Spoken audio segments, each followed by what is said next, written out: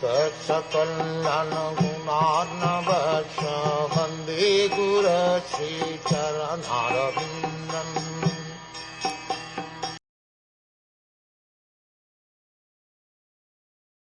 The Lord was thus engaged in household life for many, many years. But at last his detachment from ephemeral sex life was fully manifested.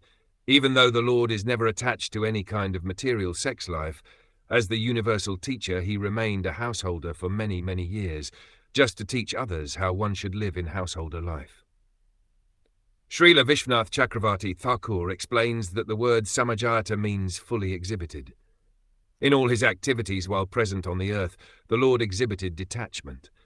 This was fully displayed when he wanted to teach by example that one should not remain attached to household life for all the days of one's life.